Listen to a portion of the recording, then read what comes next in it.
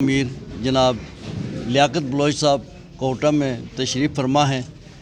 گو کہ یہ راجہ عبدالقیوم صاحب مرحوم کے تعزیتی ریفرنس میں آئے ہیں، لیکن چونکہ پاکستان کی سیاسی حالات جو گزر رہے ہیں، موجودہ حکومت کی جو کارکردگی ہے، اس حوالے سے سینٹ کے الیکشن ہے جس میں وہ دھاندلی کا رانا رویا جا رہا ہے، خریداری ہو رہی ہے، 80 کروڑ روپے کی جو ہے وہ بولی لگ رہی ہے۔ اس حوالے سے میں چاہوں گا کہ ملکی صورتحال اور جماعت اسلامی کا اس میں جو کردار ہے وہ پی ڈی ایم کے ساتھ بھی نہیں ہے، حکومت کے ساتھ بھی نہیں ہے، تو یہ اس کا کیا مشن ہے، یہ کس طرح آپ نے تو ساری تقریر کر دی ہے۔ ٹھیک ہے، جواب بھی ہے۔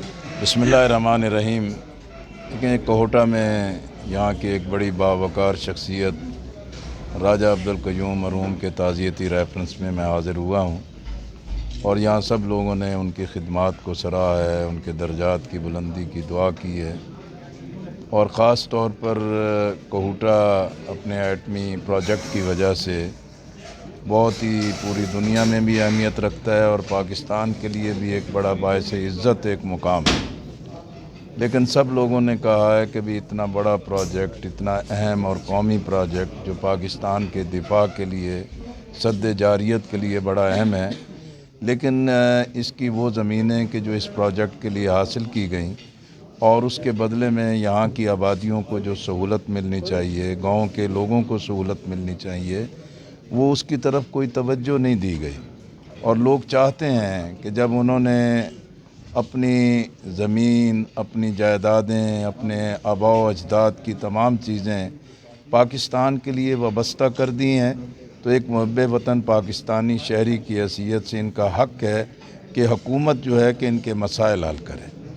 باقی اس وقت ملک کے اندر سیاسی بھی، اقتصادی بھی اور نظریاتی بھی، اخلاقی بھی ایک بڑی دہشت گردی ہے کہ جو منظم طریقے سے بڑھائی جا رہی ہے، اور مسئلہ یہ ہے کہ بھی ملک میں جو سیاسی اور آئینی بحران ہے یہ خطرناک شکل اختیار کر رہا ہے۔ لوگوں کی توقعات تھیں کہ بھی نواز شریف کو بار بار اقتدار ملا، وہ ناکام ثابت ہوئے۔ پیپلز پارٹی کو بار بار مواقع ملے اور وہ ڈیلیور نہیں کر سکے۔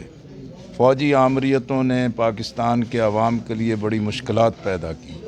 عمران خان ایک نئے لیڈر، اور انہوں نے بہت دعوے، بڑے اعلان کیے، نوجوانوں نے اس کا بڑا ساتھ دیا، لیکن یہ 2.5 سال کی مدت یہ بتا رہی ہے کہ نہ ان کا ویژن ہے، نہ تیاری ہے، نہ ٹیم ہے، اور نہ ہی اس ملک کو بحرانوں سے نکالنے کا ان کا کوئی ارادہ نظر آتا ہے۔ اسی وجہ سے آج ہر بحران ایک خوفناک شکل اختیار کر رہا ہے۔ سینٹ کا الیکشن ایک مذاق بن گیا ہے، اور اس کا پورا وقار جو ہے کہ پامال ہو گیا ہے۔ میں ایک سیاسی کارکن کی حیثیت سے سمجھتا ہوں کہ اسٹیبلشمنٹ کو سیاست سے بے دخل کرنا یہ نعروں، جلسوں اور دھرنوں کے ذریعے ممکن نہیں ہے۔ اس مقصد کے لیے تمام جمہوری قوتوں کو متحد ہونا ہوگا، قومی ترجیحات متعین کرنی ہوگی، آئین کے تحفظ کے لیے، اس کے نفاذ کے لیے، اور انتخابات کو اندر شفافیت اور غیر جانبداری لانے کے لیے، اور قومی وسائل کی منصفانہ تقسیم کے لیے پوری جمہوری قیادت جو ہے کہ وہ اتفاق کرے، اور اس پر عمل کرنے کے لیے پوری قوم کے ساتھ ایک وعدہ اور عہد کیا جائے۔ اگر محض کرسی لینے کے لیے، اقتدار لینے کے لیے اور اسٹیبلشمنٹ کی دہلیز پر جھکنے اور ان بوٹوں کو چاٹنے کے لیے سیاستدان یہ کھیل کھیلتے رہیں گے تو عوام بھی دربدر ہوں گے، ملک کی سلامتی کو بھی خطرات بڑھتے چلے جائیں گے، اور سیاست اور جمہوریت کا بھی کوئی والی وارث نہیں ہوگا۔ بہت شکریہ۔ کیا ایک سوال ہے کہ کیا ملکی جو نظام ہے وہ صدارتی نظام کی طرف جا رہے ہیں؟ اگر سینٹ میں میرا خیال ہے صدارتی تو ہم نے 4-5 دفعہ مزہ چکھ چکے ہیں نا، وہ ناکام نظام ہے۔ جو پارلیمانی نظام ہے اس پر پوری قوم نے اتفاق کیا ہے، 1973 کے دستور میں ہم سب نے اتفاق کیا ہے۔ آئین پر عمل نہیں کرتے، جمہوریت پر عمل نہیں کرتے، پارلیمانی نظام پر عمل نہیں کرتے، اور جو لیڈرشپ اپنی پارٹیوں میں جمہوریت نہ لائے، جن جماعتوں کے اندر ایک موروثی سیاست ایک کینسر کی شکل اختیار کرتی چلی جائے، ان سے آپ کیا توقع رکھتے ہیں کہ ان کو صدر بنا دیں، ان کو وزیر اعظم بنا دیں؟ اسی طرح قوم کا بیڑا غرق کریں گے۔